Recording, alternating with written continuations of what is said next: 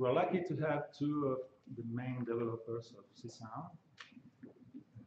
Especially Michael has been involved with C-Sound for as long as I've been involved with C-Sound. You were already there. It means late 90s. Yes. You were That's right. In 96, you were definitely one of the main developers when I first had internet access, and the second thing I downloaded from the web was a copy of C-Sound. Steven has been not for so many years, but his contribution has been huge.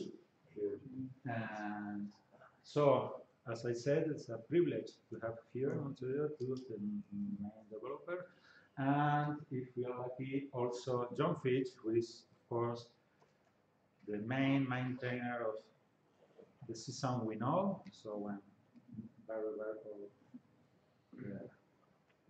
left John in charge, so since the early 90s. Is there any stream for this?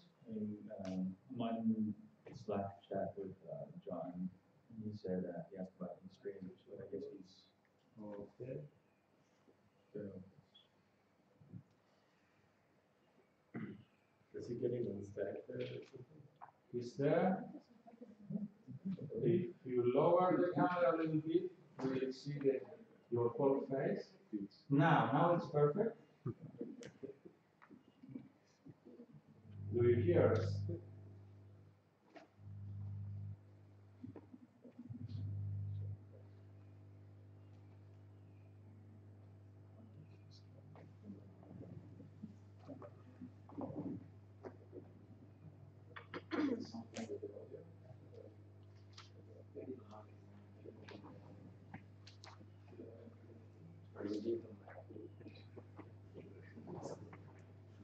Sería raro. Guillermo, esto no está nada.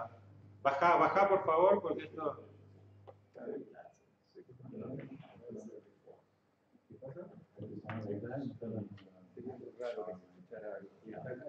Sí, no. O ponemos acá, Sacaría mucha plata con esa tecnología.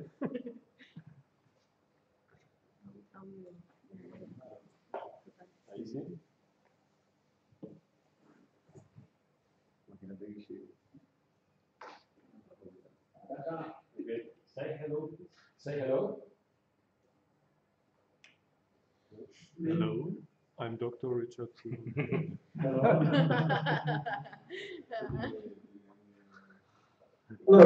Oh, yes. Y no podemos mandarlo al. Sí, podemos ver.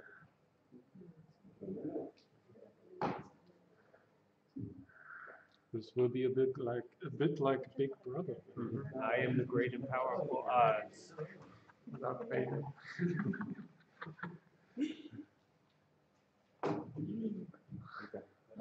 I got it. Yes.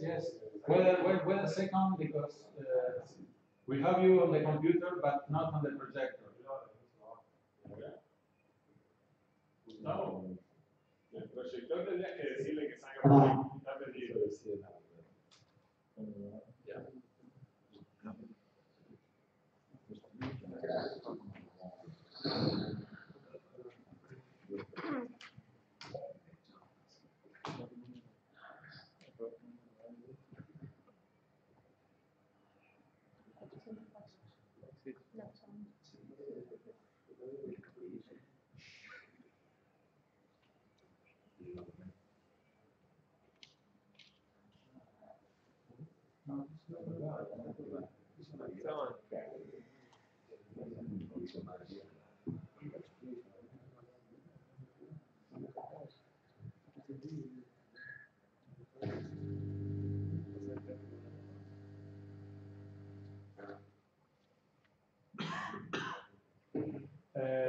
This short pause is courtesy of Microsoft.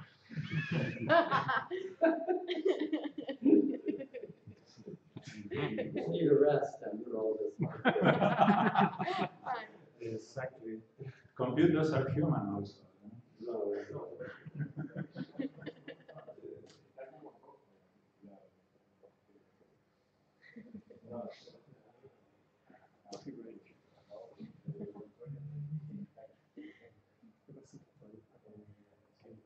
He's looking for the license. For updates. We want to update the whole system.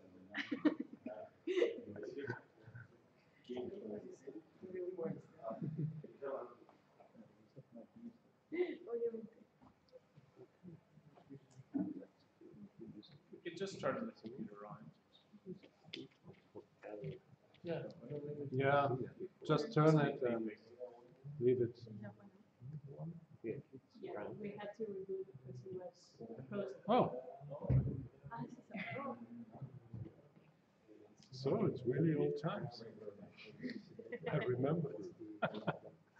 You want to print something and then reboot.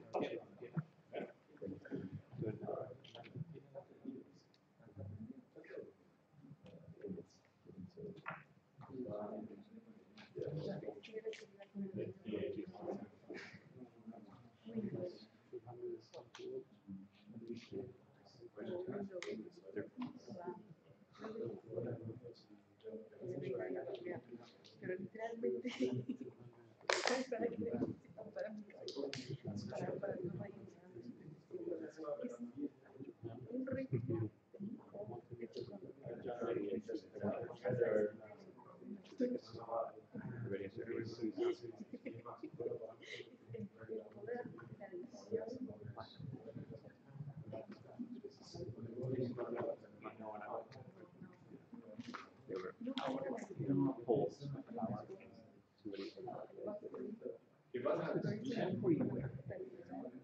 la máquina está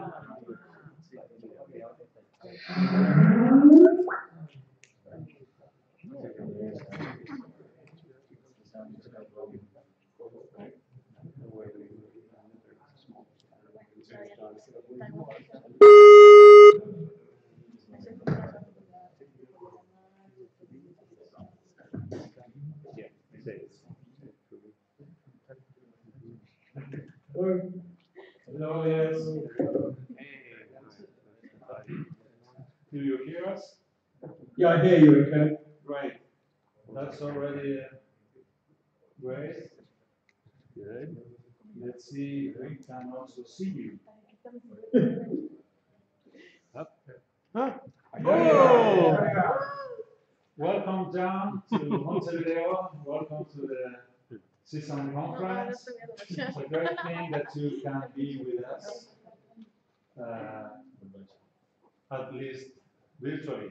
So you know we're having a meeting with all the participants where we are going to discuss some things about the development of CSUN, and Michael and Steven are going to moderate the discussion with your participation. Okay? So let's begin.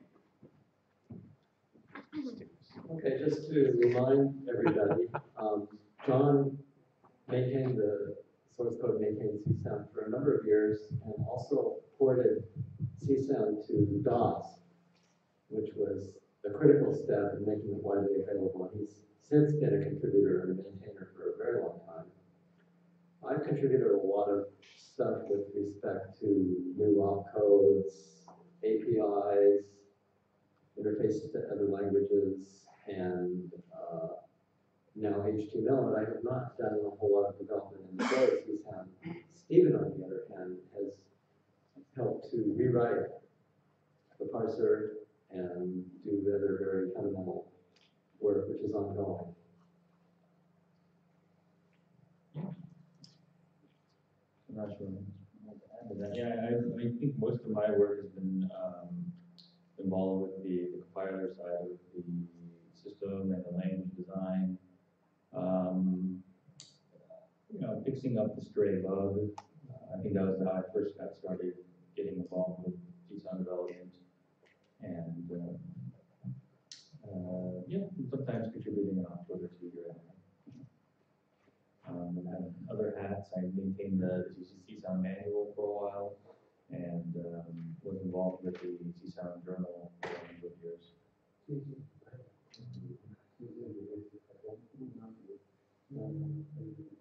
So yeah, all right. Should we just go ahead and start with the agenda? Would you like to make that? I guess our agenda here is to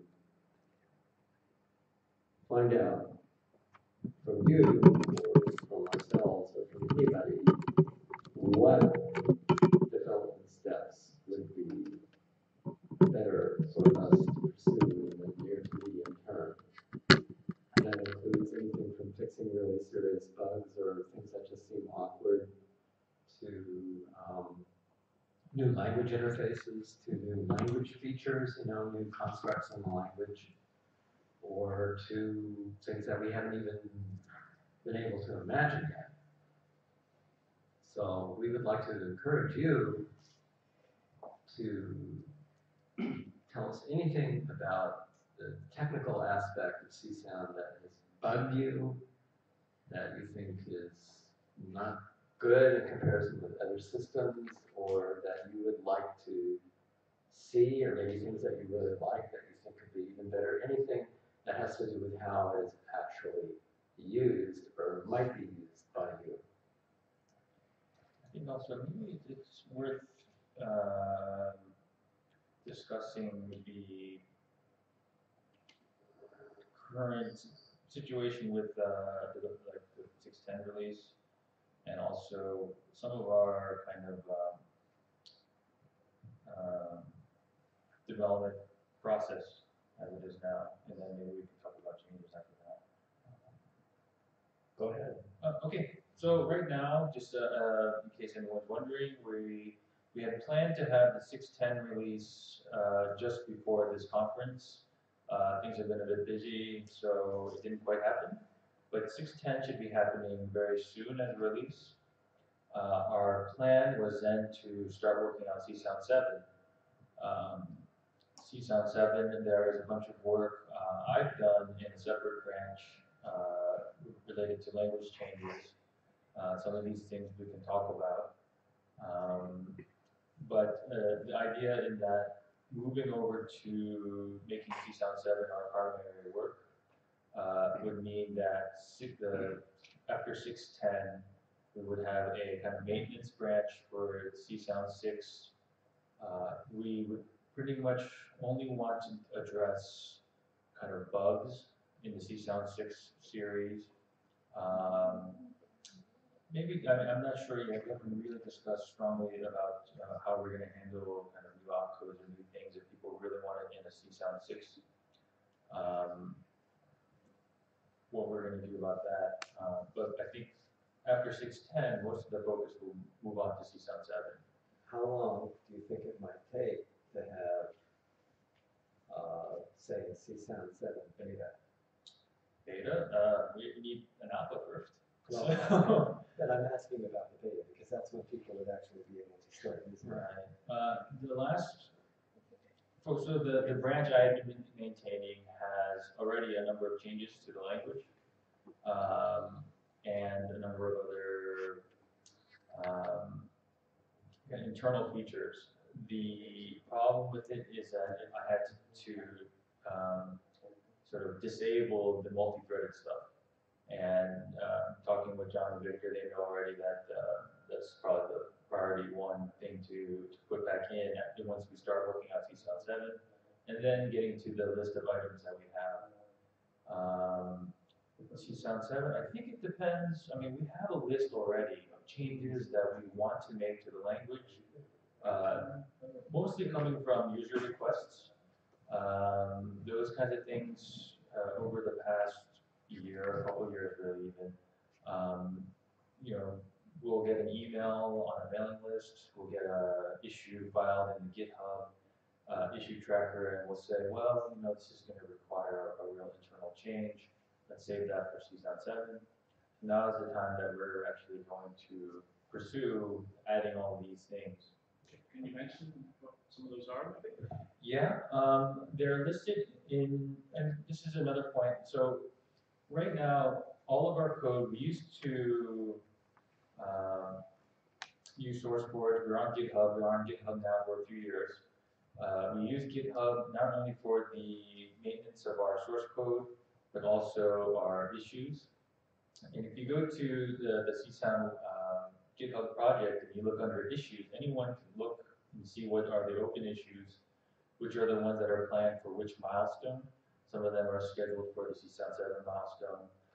Some are listed as kind of bugs, enhancements, maybe by different operating system. It's a kind of open system for anyone to participate in, whether it's to see what's kind of open or to file new issues. If you have an idea, you just put it in, and then that's how it gets entered into our kind of process to have a discussion, figure out what we need to do, and move forward with it. Off the top of my head, the CSOund 7 issues were user-defined data types or structs. This is something I've already implemented. There is some issues related to what to do about reference types, or like arrays. So when you have a struct that has an array number that then is an array of structs that may have array numbers and things like that. Something like that needs to be worked out, but on the whole, it's pretty much working already. I have test files that show it working. User-defined types required, because of that user-defined types, it required a change to the language where you can change how you define the type of variable. Previously, I don't have it's a little easier to show on the screen. When you write a variable name, you have to say, A something, K something. And that first letter is what determines the type of the variable. In CSOund 7, you can say any name, type. So I can say myvar, K, and it'll be a variable called myvar of type K. This was required so that user-defined data structures, which could have multiple characters for a name, could be used to define types of variables. So if I have a data type called polar, and then I need to have a variable of type polar, there's no way to, it would be awkward to say polar myvar, right? It doesn't quite work. So hence that was the whole process of using the colon and all that. And it's a thing that's existed in other languages before and after for a long time. Besides also that, there's a new style of writing user-defined opcodes that takes into account this way of naming variables and their data types, as well as so that it can work with user-defined types. All that stuff is pretty much done, and it was a part of my own thesis work. Beyond that, there are new data types requested. So when, for a long time, people have wanted to use arrays like lists. And I don't know if this is sort of a kind of tricky issue to explain if you're not deeply into the differences of these things, but arrays and lists are different types of data structures, and we use them differently, right? So an array is usually contiguous in memory, and a list does not necessarily have to be contiguous in memory. Lists you can generally add and append onto, that kind of thing. So there's been requests to use lists, implement maps, implement sets. I think those three data structures are very commonly used in most languages. And I think that's a result of users wanting to do not only signal processing code within CSOund, but also doing control code, algorithmic code, and other things. Besides those things, I know Victor has an idea for cleaning up a certain area of the engine. Anything like this that could possibly change the definitions of our data structures in a way that would make it incompatible with previous versions of programs using CSOund as a library are the kinds of things that are going to be that needed to be slated for CSOund 7. Okay? So I think that's on the list. I think actually, So you had also UGen API, is that part of that? Yes, the UGen API and the Node API, two different things. The UGen API is based on work I have done with Roger Dannenberg's Aura system of being able to use individual opcodes separately from the engine of C-Sound. In C-Sound and Music N, this is the same for SuperCollider, the unit of processing is the synth or synth depth or instrument in C-Sound. But we use unit generators to define the instrument. In the work I had done with Aura, I had made it possible to instantiate a single unit generator on its own, and then to programmatically interconnect the different unit generators. And that's much more like something you would see in PD, where each object is a separate thing that you can interconnect, change the connections and all that. That API that I have, the plan was to essentially take the work I had done for Aura and C-Sound and just make it into a generic API.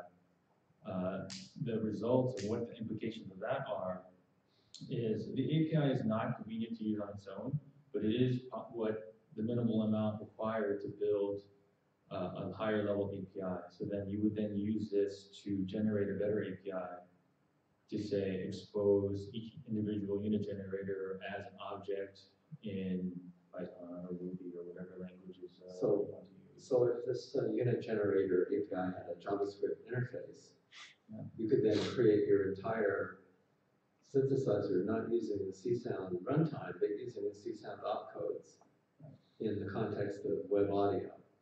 Right. And then, and the other side of this is the Node API. The Node API is for instantiating an instance of an instrument and then putting it into a node. So this is pretty much very similar to SuperCollider's way of processing. The Node API would then allow us to reorder instances, right? So right now the processing order of C-Sound is fixed depending on the instrument number. Instrument number 1 gets processed before instrument number 2, so on. For a long time, people have wanted to have some way to instantiate an instrument, but have it run before or after another instrument. In SuperCollider's way of thinking, this is instantiation of a synth, and then putting it into insert before, insert after. So this sounds kind of like the signal flow graph opcodes that I did. But I can say that. You say the but because you know the other side better than mine. Okay, the thing with the signal flow opcodes are that it's based on the definition, not on the instance. Correct. And the advantage of that, and there is an advantage, is that it automatically creates a new instance as and puts it into the graph as required by the piece. If the Node API would do that, that would be fantastic. I don't know yet. It depends how we really want to shape that. There are some speculations about the Node API that I posted to the C-Sound developer mailing list. You can do a search. I think some of the information may be in the GitHub issue tracker. That also, the Node API sort of assumes that there's a way to instantiate an instrument, and what happens is what you get returned from instantiation is an instance of an instrument that won't be a part of the typical automatic scheduling, and that you would manually schedule it. And you can think of it as saying, oh, we're adding kind of SuperCollider style of scheduling as an optional part. It doesn't invalidate or make anything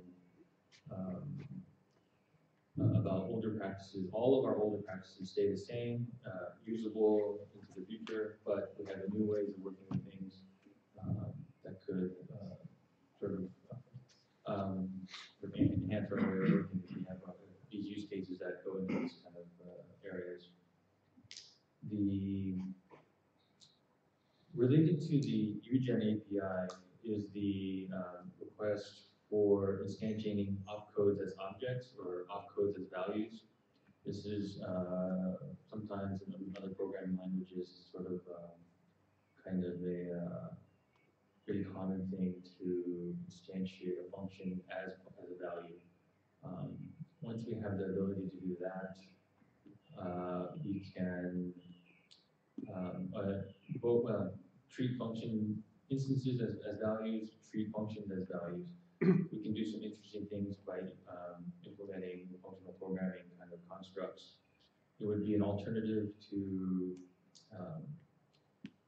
one of the big things that comes up often is I want to make a loop to make a bank of oscillators. And people quickly learn you can't use a loop to do that. You have to use recursion. And that's just because from a kind of lower level point of view, it looks like it's an object you want to call something on multiple times, but that doesn't work. But having the ability to call, to use opcodes and opcode instances, we have some possibilities to do kind of map operations, map, reduce, apply, these kinds of basics of functional programming to create kind of stacks of oscillators, stacks of filters, or however else you want to talk about it. There's a lot to figure out in some of this. That's sort of where the user requests have sort of funneled into. I don't know, some of these are readily apparent what to do, in that yes, they're easy to do, or not easy to do, but yes, they're possible and we know what to do. Some of these things are nice would be nice, but we haven't spent the time to research or figure out yet. Other things are really gray and we just need to spend time on it. There's another thing I'd like to make sure happens in the initial release of 7, and that would be to have the JavaScript APIs that exist in a lot of different JavaScript environments be more complete and the same, so that you can move a piece from one JavaScript environment to another. Yeah, I mean, having an API, I think mostly the same. They're close, but they're not exactly the same. And having them be exactly the same is an advantage that allows us to move between JavaScript contexts. Yeah. There's some other language features here, it looks like. Some of them are interesting, like adding switch case. Someone requested that. Namespaces. Oh, that brings up another issue. Yeah. So one of the things that's come up a couple of times, and this is something I certainly want to see done in C7, is the implementation of namespaces. We're at a point where we have a zillion opcodes in one global namespace, and it's painful to constantly try to be careful not to use up a name that might get used later, or choose a name that may not have already been used as something else. Yeah. The kind of well-worn path is to modularize in some way, typically some kind of package system or namespace system, which would allow us to say, if I create a namespace called Stephen, I could have an oscillator under the namespace of Stephen called oscill, but it would be different from the oscill in the global namespace. This is what allows us to develop and create things safely without any worry about overlapping with someone else. What comes along with issues of implementing the namespace internally, we have to worry about imports, how to worry about shadows. If I'm in my namespace and I'm using it, how can I refer to both my oscillator and the global oscillator? But these are also things that have been within the development of languages and systems, kind of well-worn paths that I think we have a lot of models to follow, and it's a matter of trying to figure out what exactly we want to see become the syntax for the bar system for C7. And that also feeds into a conversation Michael and I had about package manager.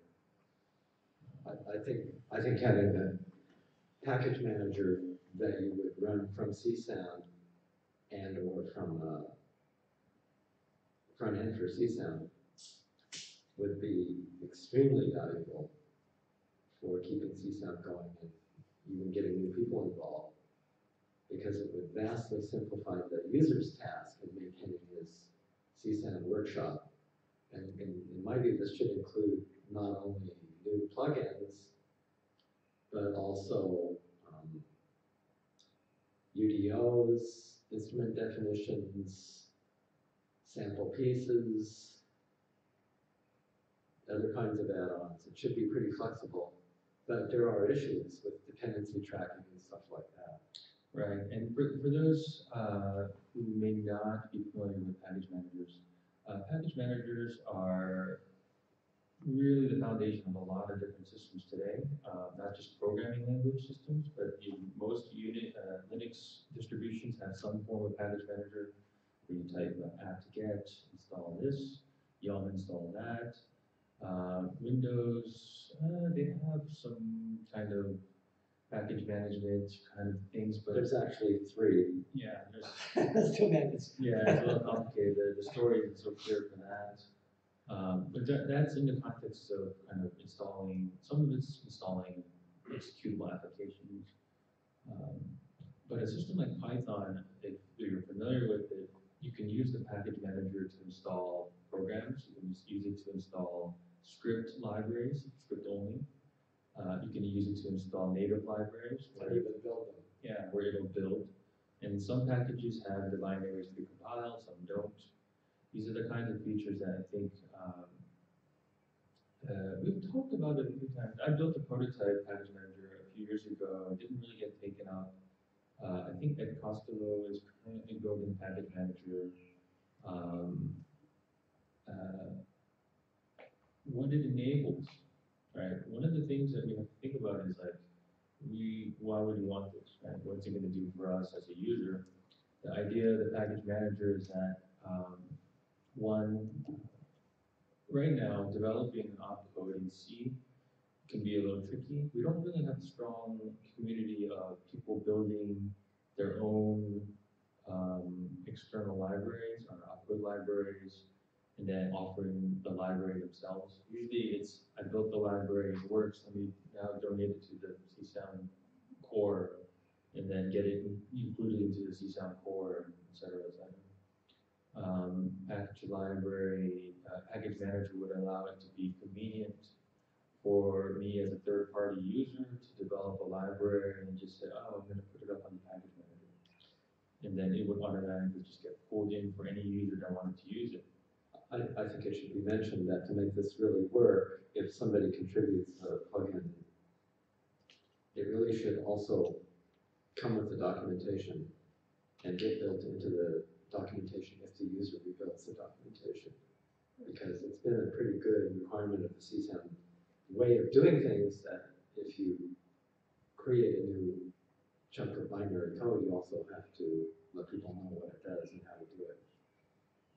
And it also, it empowers users because then they don't have to deal with trying to integrate things into the core, right? They can just build things on their own but still have the feature of having it accessible by all users.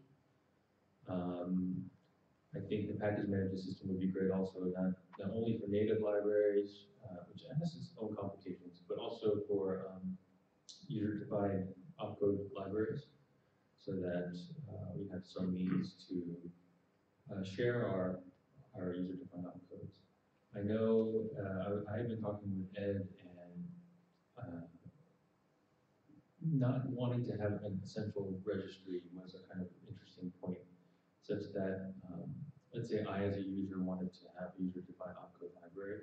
I could put it on GitHub, and then just tell anyone, hey, I published a new library. It's on GitHub. It has these coordinates, which is like my username / whatever. If you want to use it, add that to your package manager as a requirement, and suddenly that would get used as part of my project. All automated for you. You don't have to do anything. It just starts working. That would be the kind of end goal for, I think, what we were looking for, in the kind of requirement for the package manager. package managers typically, there's a command where it will list the available packages on the internet, and that can be very, very useful. But I don't know, I was gonna say, I think we veered into a little bit of some talk about user concerns, some talk about development concerns for the roadmap. I think there may be also usefulness to discuss the kind of process of development and how it's been working, so that people understand how to work with us, we can understand how best to work with others, and yeah, I don't know. Well, I can briefly explain how it sort of works. If you're not familiar with the core developers or haven't worked a lot with the CSOund code, I've seen now several times where people have simply cloned the repository, created a branch, and issued a pull request. That seems to work more or less okay. We can probably clean up our act a little bit. The issue with that is it's really great for us, the developers, to use the pull request system from GitHub. It's great if you, as a developer, you as a third party know the pull request system very well, and it's not great if there is any kind of, if it's not a small change, then it requires a lot of review. It requires a lot of time to investigate and work through to figure out, okay, it's safe to apply. And yeah, I think that's, Yeah, I know what the answer is to that. yeah, but it's not our only tool, right? Sometimes, I think it's the one that we prefer the most because it has a lot of automation from our side. It doesn't mess up what's already working. That's the real advantage of it. Yeah, and it gets automatically built and tested on the different continuous integration servers we have.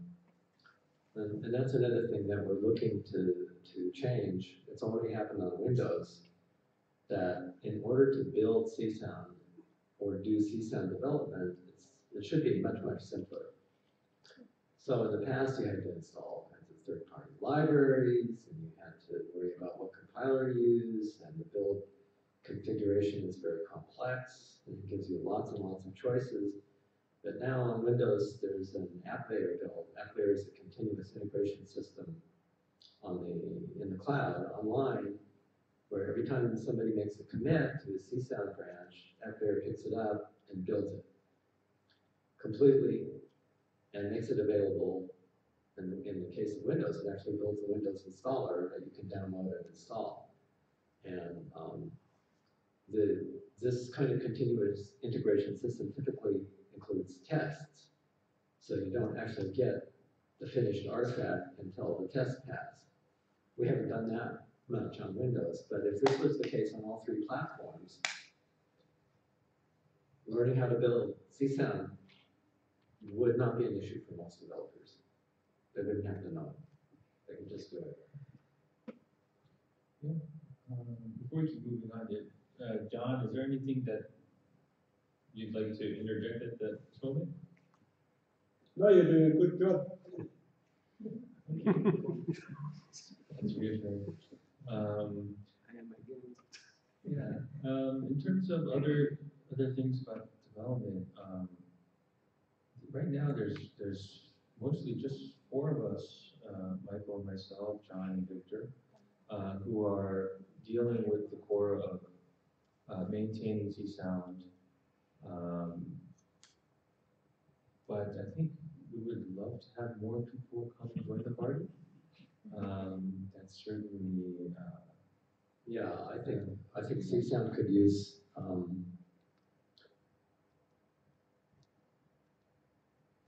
anywhere up to, I don't know how many more. You wouldn't want hundreds of core developers, but a few more would be very welcome. And then if we can get this kind of package system going, we could use any number of people, the more the merrier, making add-ons and plugins and examples and UDOs and stuff like that. Every language that has had such a system has bounded in power. So, and we know that at least for the package manager system, it's working quite well for other communities. I know Superglider has the Quark system, and BD has its own library. I forgot the name of the package manager system, but they're both now being used and working out quite well, I think, for each of their communities. It would be nice to. I have to look at how those guys work. Yeah, quite well. I mean, the details, you know, what actually happens.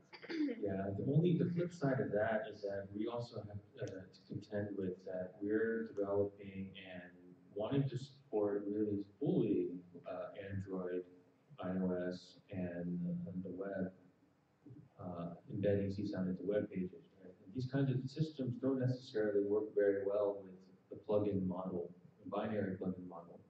It doesn't work necessarily very well with the user-defined code plugin, like user-defined opcode as separate file model. That's something that we need to sort out as in terms of, I guess just as a whole, as a community as a whole, and to figure out what are the use cases. Are you developing an Android application and you need to include an opcode library? What do? The first thing that usually comes up is people ask about, oh, hey, I got this Android program working. How do I get FluidSynth? And FluidSynth is an opcode plugin. So we have some non-satisfactory solutions. There are even potentially legal issues. Yeah, sometimes we have to worry or wonder about licensing. Things that we can link to just fine as dynamic links maybe are not the same for static linking. And what does it even mean when you have a web page that has libcsound and suddenly you want to add a plugin? Like how does that even work? I don't know. We have some research to do to figure out these kinds of technical details.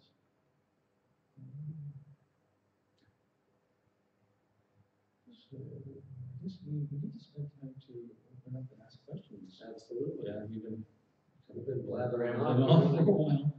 We want to know where you guys want to drive the buggy. I know, having talked to some people, I don't know what's the perception of the development process and the developers by the community.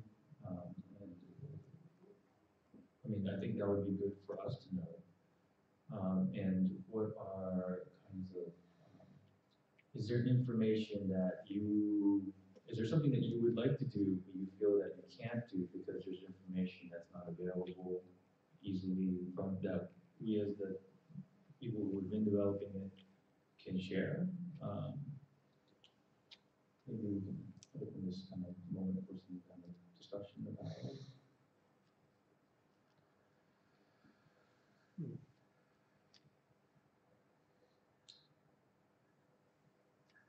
Yeah.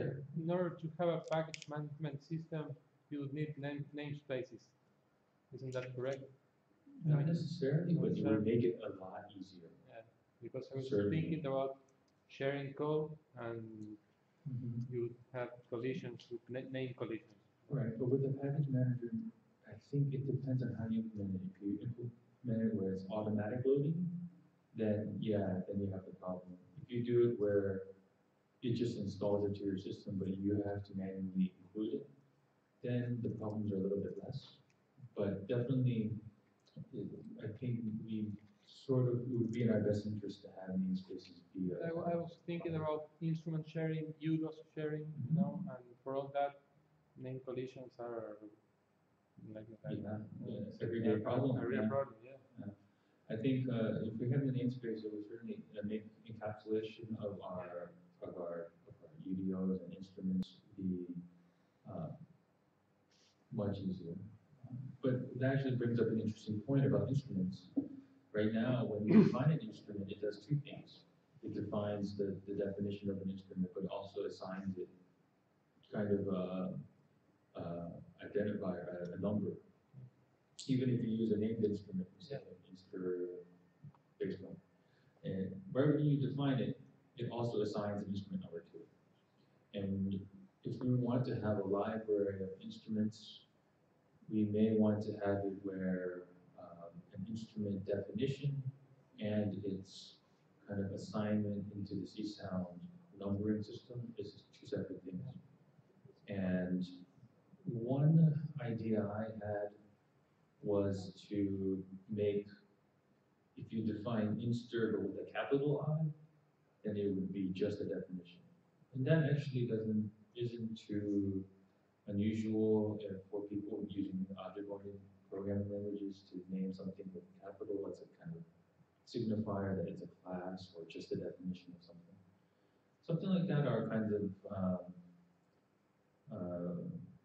kind of mindset of how to deal with these kind of problems that, at least the way I think about things. But it also shows, I think, some of the kinds of, there's like related issues that suddenly pop up once you start to go down thinking about a certain kind of problem. So you then have like a signal graph and have to manually add the instruments in the order you would want to have them. It depends. It depends. I think with I think I wrote an email about this, about if we were to have instrument definition be separate from assignment into like a number. Yeah. One, you could do no assignment and then only create instances manually, and then we'd have kind of super plotter style of having to manage the order yourself.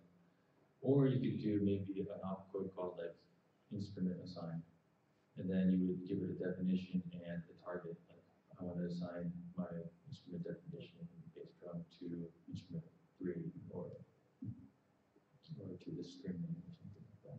And then maybe that would be the way to include it into the older scheduling system.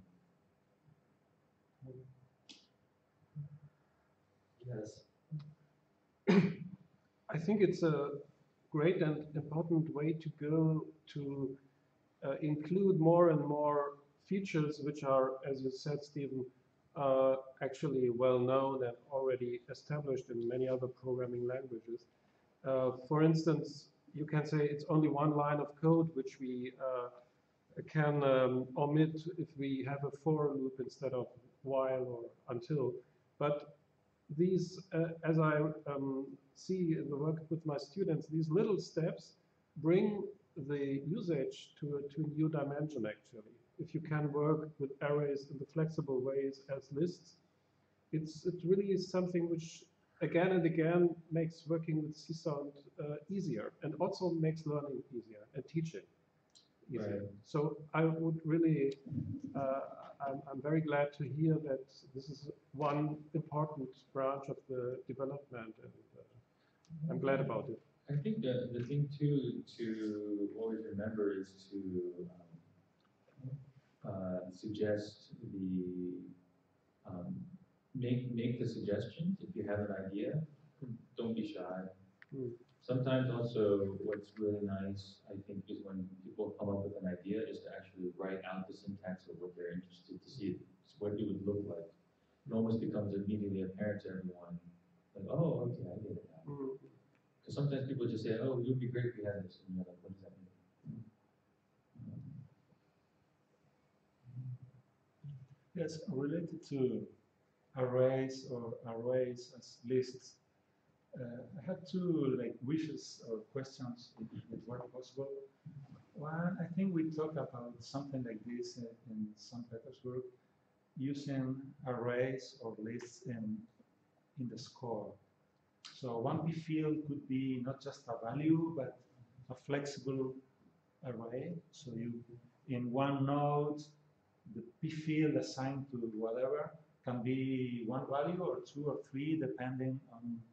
So you don't have to decide. The same instrument has more flexibility. And the other thing is that right now you can operate with arrays like addition and multiplication, but only at K level, not A level. And I think it would be great if you could add audio arrays. For example, if you're working on with ambisonics, third order or whatever, where you have one array, using arrays in ambisonics is great because you don't have to write 17. But then if you have to add two ambisonics signals, you have to. This is not only tedious, but also less flexible, because if you're working on second order, you need a certain number of variables, and if you're working on third order, a big one. So John wants to say something. He wants to say, you're still. We're not hearing you. We're talking, but we're not hearing you.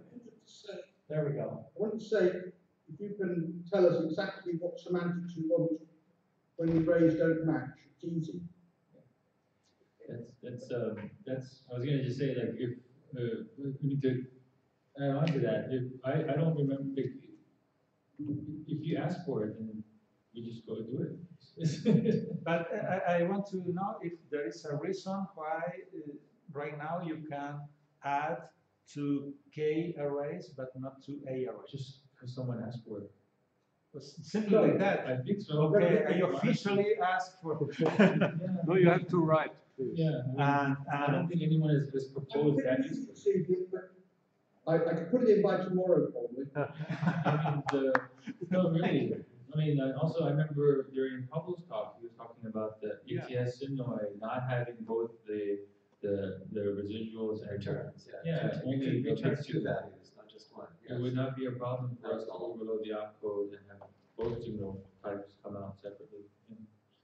But it's like it's all there. It's really a lot of this stuff is actually easy. Some of it's hard, of course, if it's a language change. If it's an opcode change, most of those are actually pretty simple. And it's a matter of just saying, hey, I'd like this. Are you finished? Yeah, please. Okay. Referring to the arrays, I remember having talked with Estudio, and actually he showed me a way to solve to write into audio arrays and to index audio arrays that I never imagined that existed. It's somehow tricky. I'm not underestimating that, but I was really surprised. And but I think it could be more clear.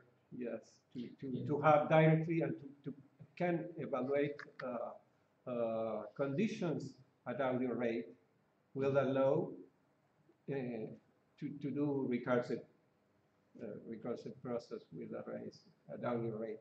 Right. So, but it's true that you can do it. I didn't know that. I was very ashamed because I didn't know that. There's to clarify. One of the things I think that is really kind of interesting about the C-Sound user orchestra language is that you can go so low as to do sample-by-sample processing, even if you're getting K-SAMPs block per process. In my own user-defined opcodes, I've done things like write my own envelope generators that are generating audio rate signals. I've done filters where I use a while loop, and I say while index is less than K-SAMPs. I will index into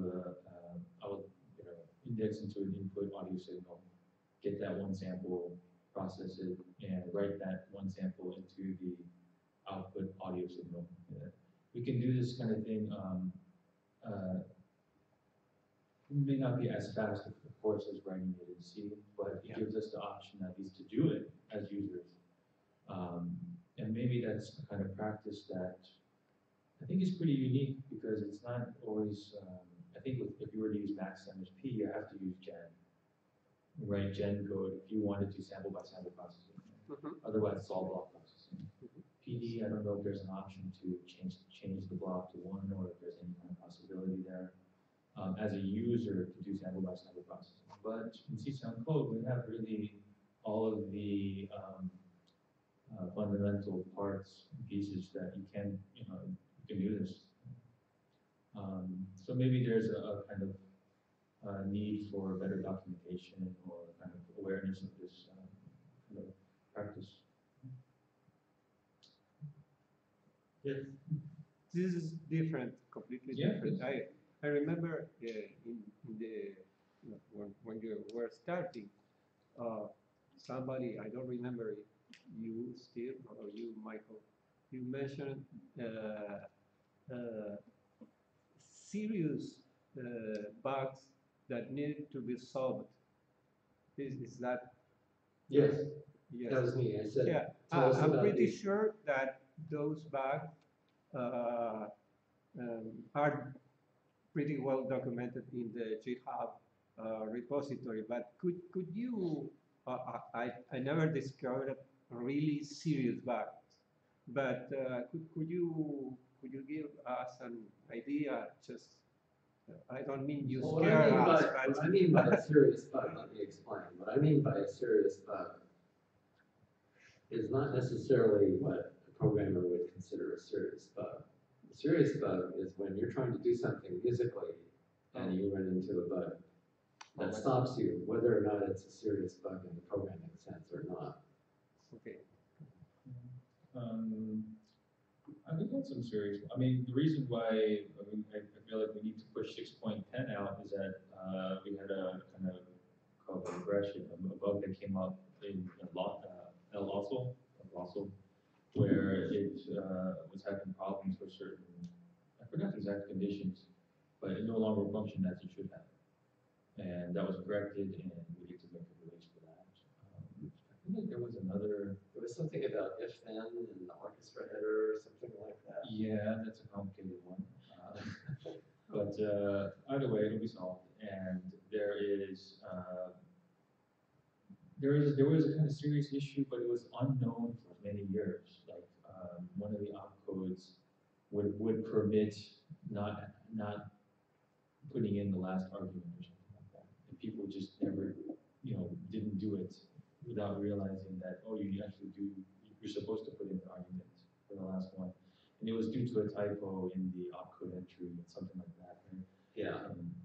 Maybe some of these don't get used very often because there was the people who tried to use it never had a good experience because it wasn't documented. But then because no one had a good experience, no one ever thought it was supposed to be something different. No one realized there was a bug, and then suddenly they're, oh, okay. Yeah, it's a very complex system now. There's a lot of opcodes. Yes. There's a lot of opcodes that are written by people who have moved on from community that we try best to keep up with the understanding of what went into it and to maintain it as they intended. Sometimes it's challenging. It's a kind of hunting through the history of the file to see if you can maybe ascertain some information. Sometimes you get the information, sometimes you don't. Interesting things that happen.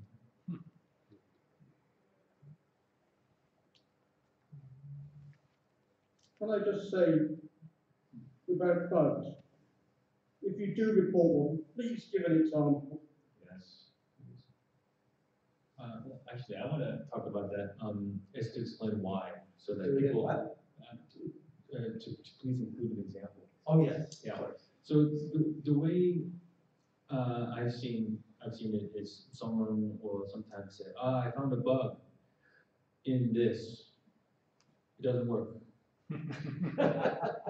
Yeah, my name. Okay, so on the one hand, that's great that someone reported something. Okay, like, I don't want to discount that. That's actually valid and very valuable, right? But for us to,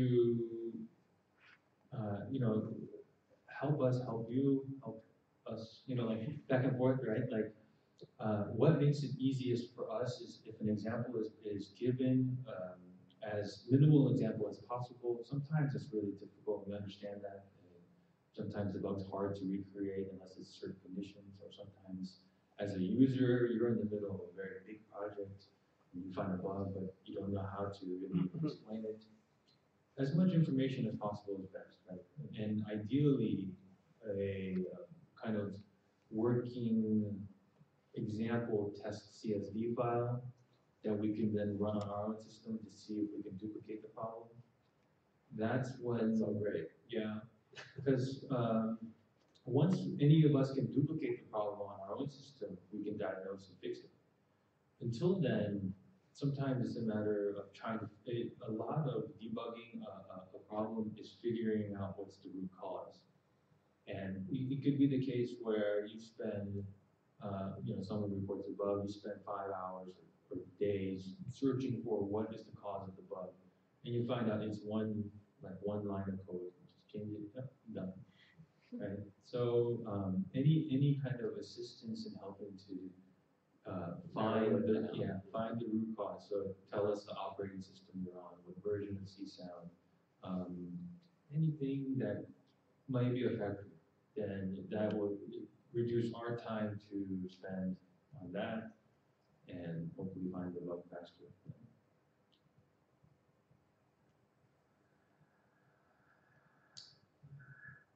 Also, sometimes people are finding bugs in code that neither Michael or I or John or Victor have ever used ourselves. Someone will have some code that we've never seen. Yeah, that's usually what happens. Yeah, and I mean, some people say, when you find out the reason, sometimes it's very obvious, but then it requires time to go look for the code, try to understand what it's supposed to do, then try to put in see what values cause the problem, then try to isolate the actual error and so on and so on. The best case scenario is we get a really good bug file. It's easy for us to reproduce. It becomes very quick to see what the problem is. Bug gets fixed in minutes. It's going to be in the next version of CSound. And if we have the continuous integration builds on all the operating systems, it will be available as soon as the bug is fixed. Yeah, that's true. So we talked about this continuous integration thing, and if you're not aware of what that means, it's there's multiple companies that offer kind of free services for open source developers. These are generally systems that then sell services to corporate companies. That continuous integration servers will monitor your GitHub or your source code repository. Anytime someone makes a commit, let's say I do a bug fix, I committed. The continuous integration server sees it and says, I'm going to pull that latest code, rebuild everything, test it, run all the tests, make an installer, in this case, as Michael mentioned, for the Windows build, and make it available. And we have these little badges on the website that say, the current version of CSound in the source code in Git is building correctly, running all the tests and passing, and it gives you a kind of the help. And you click on the button, you go there, and you can download it. Right. This allows, these things are really kind of a staple part of modern software development.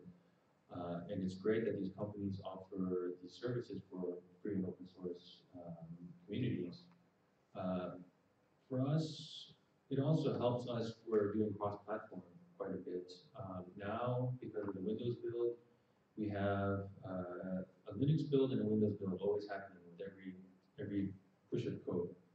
So let's say someone's working on Windows, like maybe Michael or I, and we make a commit and it works great on Windows and breaks Linux, we automatically get told, hey, that broke Linux.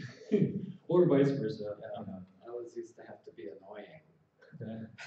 But no, this is great because now there's no questions. It gets detected as soon as possible, right? We know exactly when it happened. We also need to, I think, investigate having the OS 10 artifact and tests be built and run by Travis, because I think we have an option to do that. And once we do that, that would get all of the 3 main desktop systems. From there, we could investigate having continuous integrations built for Android, iOS, the WebAssembly build, and so on. A lot of that is also, the value of that is also highly dependent upon the kinds of tests we run every time we do a build. So I think that's one area actually for us to developers. We need better unit tests. We need better user code tests all around, so that we're catching as much problems as we can, especially as we transition into CSON 7.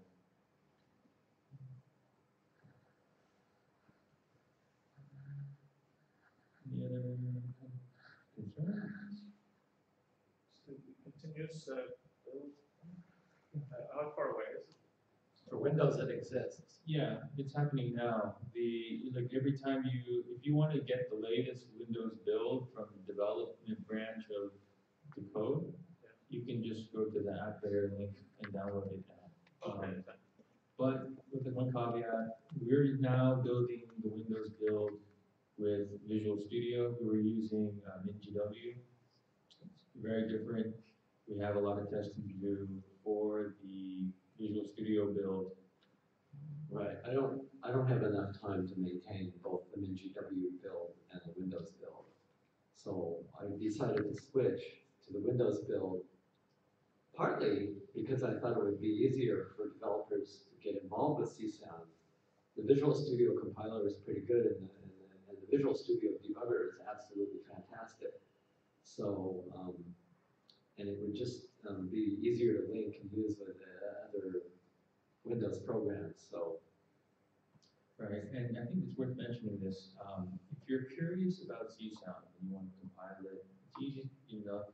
We have ways to do that on every operating system by command line.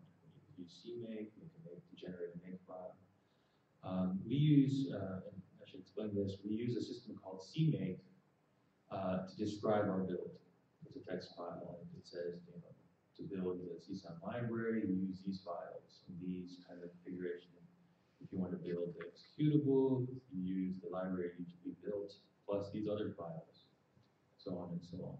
CMake, in turn, generates build files. It's a kind of like a kind of meta system. You use CMake to generate a build file, which on Linux would typically be a make file. But you can use it to build other build systems. So, for example, when I was developing on OS 10, I would generate an Xcode project, and then I would do all of my development of CSound in Xcode. One of the reasons why I wanted to get Visual Studio working on so much better Windows, on Windows was that I wanted to use Visual Studio to do Windows CSound development. And it now works. It works quite well. You can take advantage of the debugger, the profiler, the refactoring. Yeah, the source code search. Plugins, all the add-ons you can get from Visual Studio. Yeah, and just to say, C tags still works, John. So we're okay. E-tags. Oh, sorry. But yeah, I mean, we're in a pretty good shape in terms of that. If you are curious, it's actually quite easy. Maybe that's something that we need to also show, that actually getting into the whole compilation and kind of exploration of CSON's code has been as good now as it's ever been. I think so.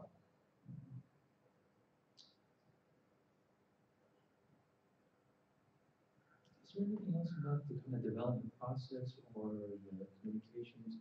I know sometimes there's in the past there's been a kind of schism between developer user, and like it was like kind of mental. It wasn't real, I think. Not really. But sometimes there's been a kind of dichotomy set up of like, oh, the developers and the users are kind of separate people.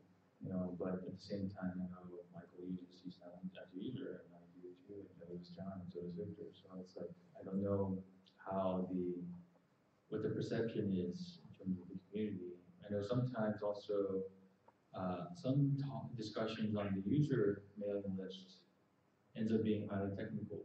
It ends up being that it just sort of spills into that after some question on the user list. But typically, I think we've been better about trying to keep really code, like C code discussions off the main list to preserve that as kind of a good space for discussion of using CSAM. Does anyone have any kind of comments or impressions about development, developers?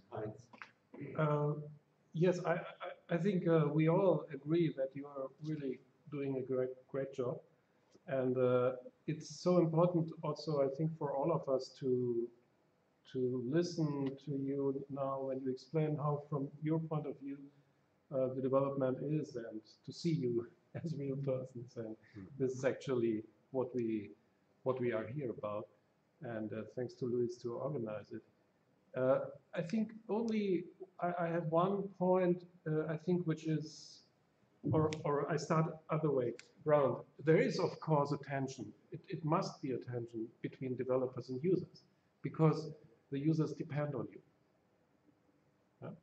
And for instance, I was in Thessaloniki in Greece, and I told the students there, oh, wonderful, if you like, we can have a look into CSAM. And they had Windows computers, and we downloaded the latest installer, and it didn't work. And as far as I remember, I wrote, I don't remember, it was a GitHub issue, or it was a mail to the list, and I didn't get an answer.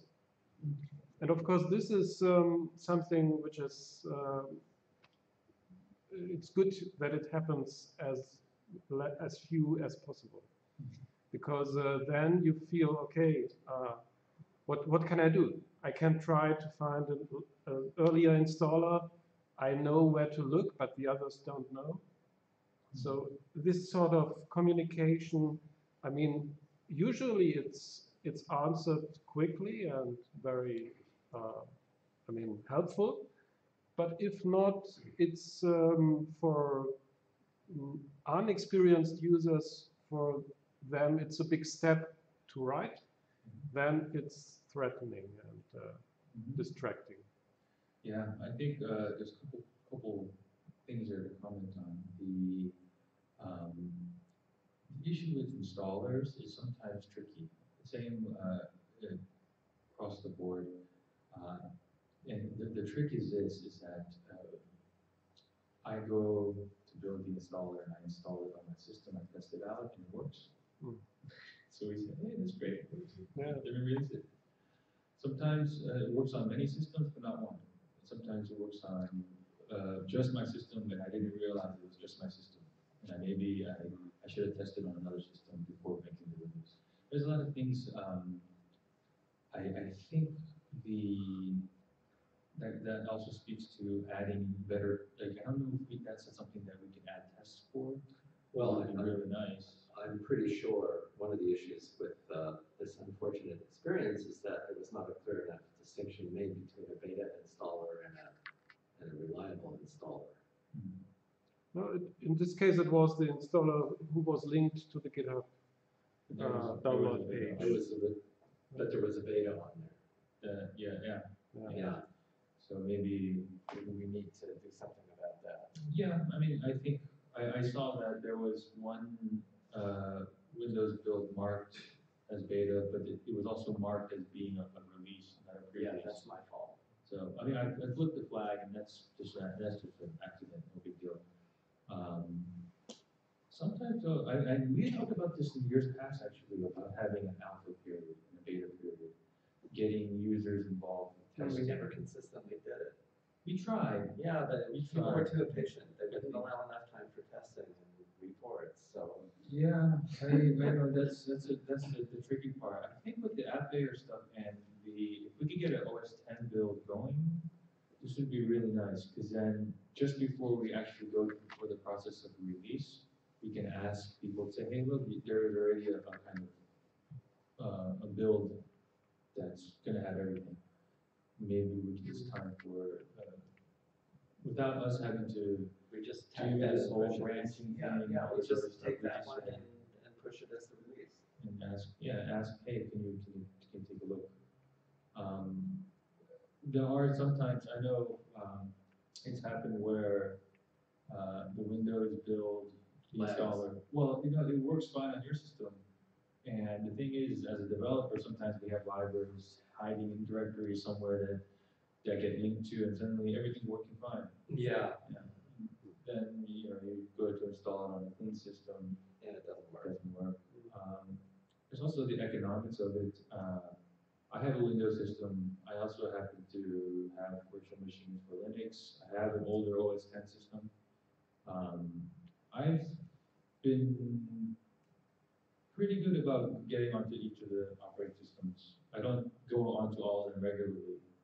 Michael's, I've never done OS 10 or Apple or anything like that. I do Linux and I do Windows. right, but mostly Windows these days, or mostly No, Linux? no, it's about half and half now. Um, I'm trying to get rid of Windows. Yeah, I think John is pretty much exclusively on Linux these days. Yeah, And lots of different Linux systems. right. What did he say? Lots of different Linux systems. There are a lot of different Linux Yeah. systems, yes. And Victor is, I have to imagine he has access to maybe Windows and Linux, but I don't think it's easy for him to access those systems, and I think he's pretty much OS 10 only. Actually, I think this is a fairly serious issue because my impression is that most musicians who work in anything resembling commercial music or popular music use OS 10. A lot of computer music people use OS 10 too. But when I look at the downloads page, I see Windows. Yeah. So I don't know what to make of this. I don't know. I mean, These are What I'm bots. wondering, These are bots. it's a bot. yeah. What I'm wondering is, maybe I should get OS 10. I don't know, but at the same time, I'm not personally interested to purchase an OS 10 machine at this point, just for the sake of supporting C-Sound for OS 10 and C-Sound for iOS. I have an existing system, so I'll use it. But if it dies, I don't know what I'll do. That's my situation with Windows. I have a Windows 8 system. I don't have a Windows 10 system. And when it dies, it's in good health now as far as, it's sort of pretty good health. It runs. And it's pretty fast, but what happens when it's not maintainable? Right. I mean, I'm on Windows now, but I think my next system, I may go back to Linux, and I don't know. It's supporting all of these operating systems. Was that a question? Just on the subject of platform discrepancies, I know I've sort of mentioned this probably at every conference meeting. From what I see, it's C-Sound Q, the default front end people use is where we see the biggest differences. So it works really nicely on Linux because Tarmo and people who are testing that on Linux, it's generally been very difficult on Windows. And I always use the measure as being introducing it to a new class who inevitably are going to download if they're all in Windows, and they're all Yeah, going to Sound Q. This is another situation where I normally build C-Sound Q for Windows and it works fine for me. Right, yeah. So it's annoying. I've seen that online. Like every once in a while I'll just do a random search, C-Sound related things. C-Sound Q gets a lot of bad points on Windows. What's the way around that? I mean, I'm not disputing, Mike, that you're Well, one way around it is for me to just do more debugging, but since I don't really plan to spend a whole lot of time on Windows in the future, Tarmo, he needs to. Well, yeah, I don't know the source code of C-Sound Q, so I don't feel qualified to be, going through and trying to debug something I don't even build. So, on the flip side, I installed C-Sound Qt the other day and ran on my system. Which system? Windows 10. Oh, okay, that's good to hear. Yeah. So I don't know what to, you know, it's one of those things where it's hard because like you get multiple people saying, oh, I have this problem, and another person says, yeah, me too, and therefore it's automatically confirmed that this is a problem for everybody, but sometimes it's not. And I think that's it's just a version. I think the problem, yeah. a problem is fixed. Several problems. But maybe that's, I don't know if that's something that we have an answer for at this moment, but maybe that's something we need to talk about more moving forward because we switched to C-Sound Q as a community, really as a choice, right? We had options, WinSound, WinSound, or Yeah. there was a bunch of options, but the decision was made that we needed to have some front end be the kind of entryway to C-Sound today, and a few years ago it was, I think, probably a lot of Dr. B was kind of voting kind of strongly forward, I think, C-Sound Q, and that's something that we need to really make sure that that's going to be rock solid if that's going to be the entryway, and maybe we need to figure out a better testing scheme. Well, now that it's actually a part of the app layer build, I mean, we don't just build C-Sound on app layer, we also build C-Sound Qt because it's in the installer. So now that that's the case, maybe we can get Stephen Kind involved in some of the Qt bugs. At least we can tell them we're having this problem and see if he offers to do anything. Yeah, I mean, it would be easier if we also had a clean Windows system to test on. Like a person like you had one and I had one or something like that. Yeah, I don't have any such. Sorry, you don't have access to. Oh, yeah, I've had this thing for so long, it must be 5 years old now. It's still, yes. Now, about C-Sound Qt or Qt, I understand, I completely understand that it's good to have an environment that makes it easy for beginners to begin working with C-Sound, but it also backfires because if a beginner installs C-Sound Qt and then it crashes or hangs or something, says, oh, C-Sound crashes. Yeah. Oh, C-Sound crash for me, or this free software is not good quality. Yeah. They do not distinguish between what is C-Sound and what is C-Sound and Qt. in fact, yeah. And it happens to me because I teach C-Sound to beginners, and I don't use C-Sound Qt myself, but I know it's supposed to be easier and better to use it. And then it hangs or crashes, and it's very embarrassing for me because, yes, the idea they have is that C-Sound crashes. Yeah. And that's not good. I think that's... Actually, Luis, one of my motives, again, for getting the Windows build going, is that if we want to separate C-Sound Qt, take it out of the installer, then it's easier for Tomo and anybody else who wants to maintain C-Sound Qt. They don't have to mess with making an import library from MinGW, or they can work with the latest build. They can do their own app layer thing if they want. It's the same runtimes. So if we want to take it out, and he might even prefer that, I can ask him.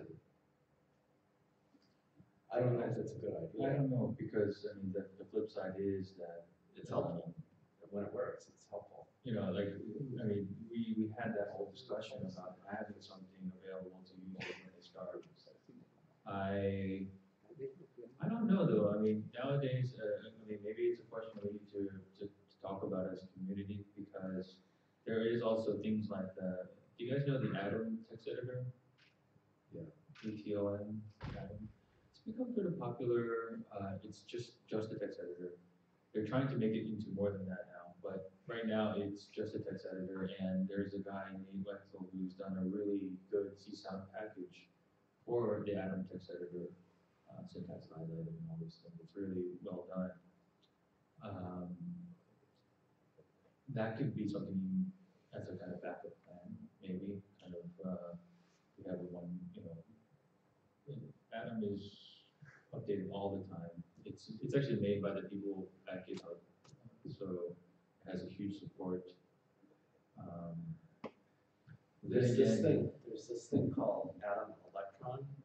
That actually runs CSOund in a JavaScript context, the same way that CSOund.node or the HTML stuff in CSOund QT does. Yeah, So Electron was yeah, kind of used as the basis for Atom. that's what it used to be called. Yeah. But it would be a built-in, CSOund would be built-in.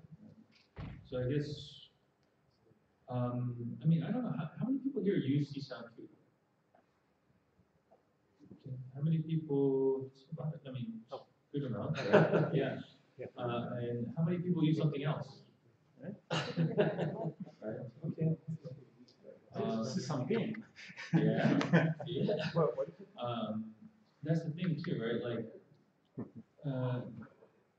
if you look at, I mean, so maybe people don't know this. From earlier, I don't know if it was at the first CSOund conference or the second one, we had a big discussion about what front end do we package with CSOund, if any. At the time, you know, historically, at least from when I started with CSOund until the time we had this conversation, it was WinSound, right? Very simple front end. You just say what file to run, run. And that's how I first, that or the command line may have been the way I would have done it to start. And we had this big conversation about, you know, we need to have some front end be packaged in CSOund so that when, you know, I think Dr. B was really important for him and some others that had. So you wanted it for a student. Well, I mean, yeah, for teaching, you know, to have one consistent teaching method is important, right? To have some kind of thing to rally around, right? Not to say, oh, hey, we have 20 different, pick whichever one you want, and let me try to teach you. Oh, yeah, you're using that. Okay, well, this is what you do. You're using that. That's what we do. But CSOund Q has been developed, I think, with a lot of that in mind, right? So now you have all of these examples that come straight out of the box. That's great. Right, that was a big part of the kind of, you get CSOund Q to run as your first entryway into CSOund. You have these examples, you can just get started, have something to run. That was the kind of, I think, decision we got to, because I think WinSound didn't run on all three platforms. Maybe it didn't, I don't know. The GUI builder and CSOund Q is a crucial element as well. Yeah. I think people need that, or newcomers need that Kind of to get moved. Right. And I mean, personally, I think it's a fine decision to have CSOund Q, but if we're going to do it, then yeah, I guess we really do need to make sure. But it's a hard one because the core developers of CSOund aren't the core developers of CSOund Q. Right? Except me. Yeah, Michael works on CSOund Q, but I certainly don't. I haven't made the bugs my priority.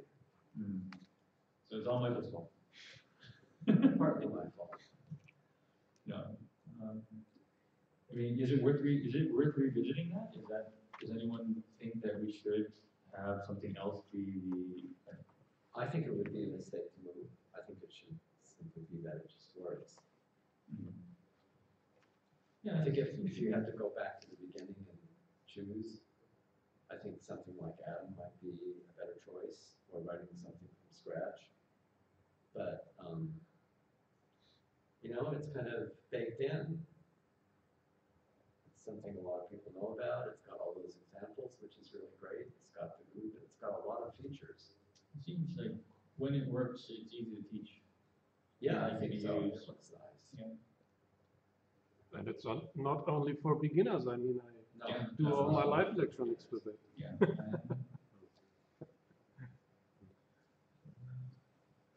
I think it's great.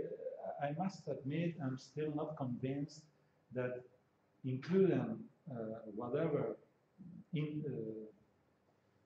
like interface or external program in the installer is a good idea itself conceptually. I think C-Sound is a self-contained synthesis language, and many people, different people may have different tools to develop their C-Sound projects. So I don't see the logic of choosing one and making it part of I think it the comes package. from just the, it might have been Dr. Reed saying that Yeah. students would download It's the, strategic. download C-Sound and then click on it and it flashes and goes But away and they go. We might as well include Audacity, and because you have to look at the waveforms, and we might as well Okay, I include. see your point. You see, But that was we always have different tools. yeah. You download or install different tools. If you have a MIDI sequencer, you need a synthesizer, but you don't bring everything in one installer, and it installs everything, because the idea is of being modular. Okay, I use C-Sound with C-Sound Qt, and I install both. I use C-Sound with Vim, I install C-Sound and Vim or whatever. I mentioned that I just got a note here that Victor's online, and so is Rory. Rory mentions, I don't think we should include any front end with C-Sound, but they don't work with Reflex very poorly on the C-Sound project. And now he's typing some more. See what he's saying. But I would say that this has actually been a separate discussion too that has come up, and maybe it's something we really should reconsider. These very topics have come up. One of the alternative views was that we have a distribution of C-Sound that's minimal, and it's meant for, maybe just the command line tools and the development headers and just the upcode libraries. Specifically that, what I remember from the time, it may have been Stefan Roland talking about wanting to embed C-Sound in their own program. And they were like, oh, why should I download this installer that has 2 million things? I just want a zip file, right? So to be fair, the app layer build does have a grid. Well, it's got the installer, but it also puts a .zip together. That's minimal. I don't know if it has everything that's supposed to be in there for a minimal C-Sound. Yes, it does. So it has all the DLLs. It has the DLLs, it has the needed header files. Yeah. It has the import libraries. Right. And it has the source code and the main binaries. Right, and maybe having a separate one for OS 10 would be good too. On the other side, when I use LaTeX, I usually use TechLive package, and it comes with a million things. It's like 1.2 gigs. I don't need all of that. I don't use 95%. But it's so much easier to just do it. Right. So and sometimes it's a weird thing, right? I see both sides, right? So if you like Linux, there is a kind of people who like Ubuntu, and it has a lot of things that are already done. People who like Arch, there's nothing, you customize it exactly how you want it. People have some kind of different. But right now with the app layer build, you do have that choice. You can download the zip file, and there's no. I don't know if C-Sound QT is in there or not. I can take it out and just leave it in the installer. It's not. I'm not talking about myself, because I know. I'm using Linux. I download the sources, compile, and build C-Sound. I have nothing to do. So it's more a general concept. No, but it's a valid point. Yeah. It's a valid point.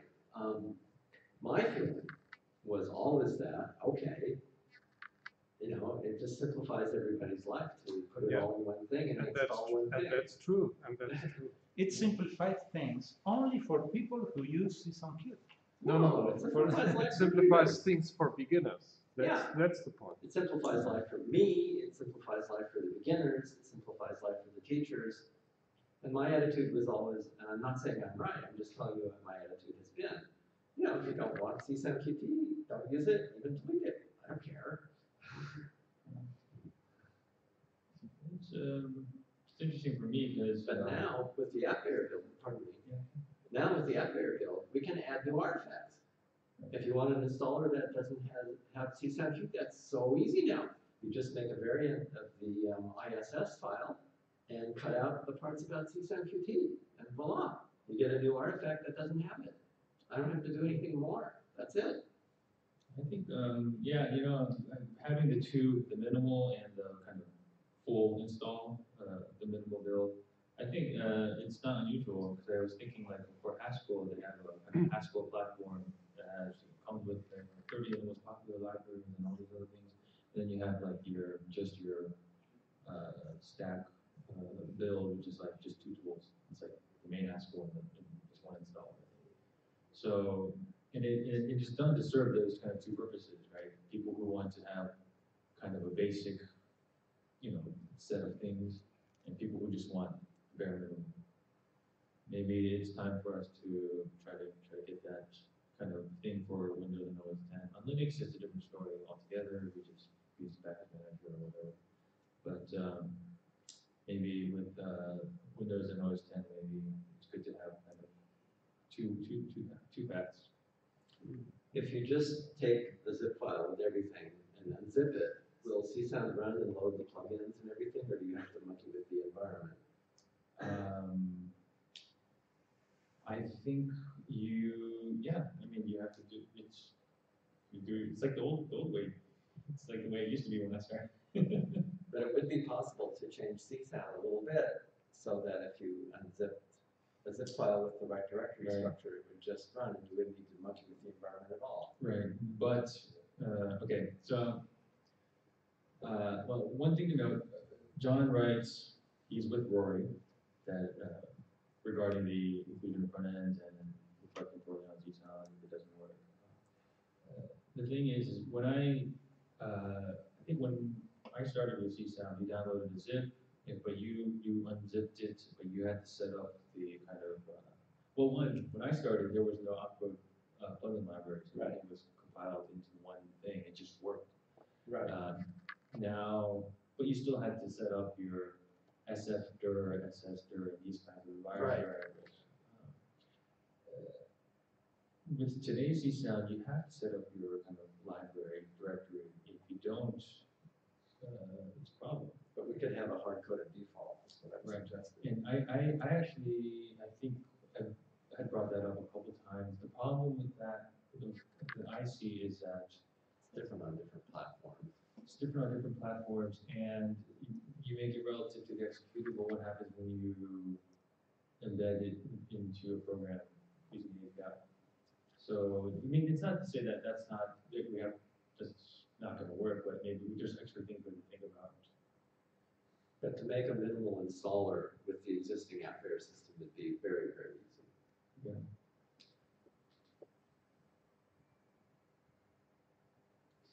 Rory's now going on about why CSound Qt is included as part of the project. He's basically saying that if CSound Qt is distributed with CSound, why don't we make CSound Qt a part of CSound, like part of the project and part of the repository? But then he goes on to say, well, we can apply that to any front end. You know, this is a valid point. Yeah. It's a valid point. I can't argue with that. I mean, I remember when CSound Qt was introduced, it was a bit of an interesting thing because I had been working on Blue for a while, but I had no concept that Blue should be packaged as the kind of entryway into CSound. It's meant more for. Well, I will ask Tom what he thinks about our discussion. We'll see what he would like to see happen. So it's like anything, I can say that this is a contentious issue. And I see both sides really. I really do. I do think it is nice to have a basic installation that has a certain number of features that users can use immediately. But to me, it's like when I think of CSound, I think of the core, just the library and the compiler and the language and these kind of things. And there's no reason why any of us, you know, if I know CSound Qt used to be distributed with CSound embedded into it. But that would be easier now too with the app bearer build. That's what I was saying before. So I will bring this all up with Tom. I think it's important to get this straight. You know, and it makes it clearer too. Yeah, if you say, we're going to use CSound Qt, you have to install it from the CSound Qt webpage. It's clear that if something happens, it's probably, might not be CSound, but it could be CSound Qt, so on and so on. There could be a solution like this, but just to emphasize one point, if you download PD or Max or Super Collider, you can execute something. Yeah. If you would download CSound only without anything, only we can do something, but not someone who is new. So this is actually the point where where you decided to integrate it, because then it's easy. Okay, I can show someone download CSound, do something. I see the problem, Right. of course, but I mean these are both sides, and for us it's easy, but for the newcomers, who if I want to propagate CSound, this is really a problem without anything you can execute. Right. The thing with Super Collider though is that now today Super Collider IDE is the default, right? And that is found inside the repository of Super Collider as part of the project. Even though on the lower level Super Collider server is, and SELang, all these other parts are separated architecturally. I guess they as a community probably decided SCID would be the default. I know people have different approaches to Super Collider usage, whether it's through a completely different language front end like Tidal, or if they're using just a different interface, Vim or Emacs. So I suppose that's an argument for why CSound Qt is an interesting thing to have to start, right? Because, like you were saying, it is something you can just run as an executable and have some guidance as to where to go. But then again, maybe that's the point then, is to have the two builds, the minimal and the full build. One being the where to start, and the other one. And why not include coverage? I mean, would be That's the wonderful. question, right? That's the part where. Yeah, or if I got cabbage, do you want that in the CSound? I mean, in addition. Yeah, in addition, exactly. Or it even could be an alternative. I don't know. Yeah, it's When people see that there are two front ends, they already know this is not CSound, it's a front end. Some people would know.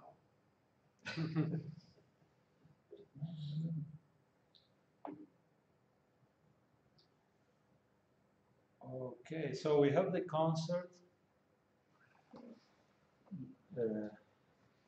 We have a concert now, right? Right. And it was scheduled at 7 because we were planning to finish this discussion at 6.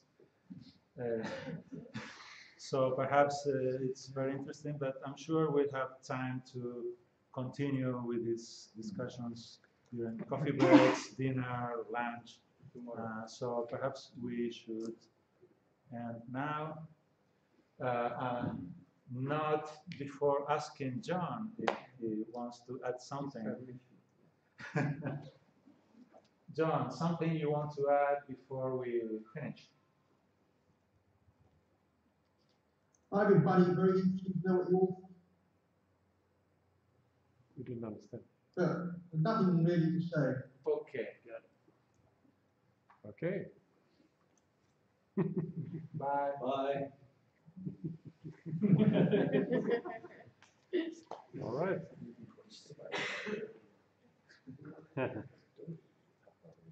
Okay. Okay, thank you. Thank you, everybody.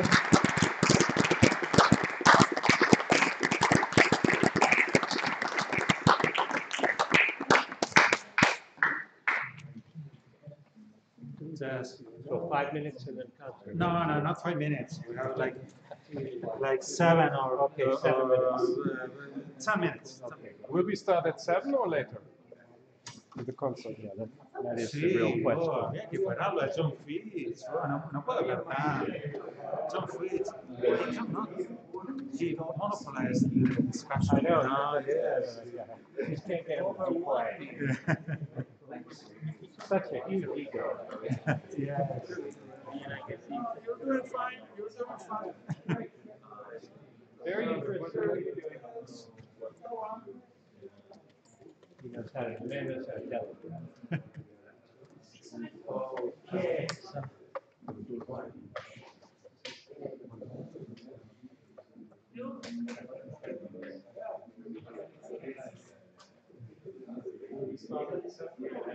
I don't think we have time.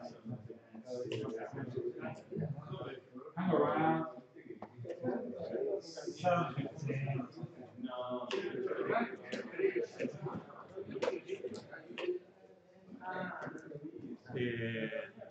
¿Podemos hacer más esto?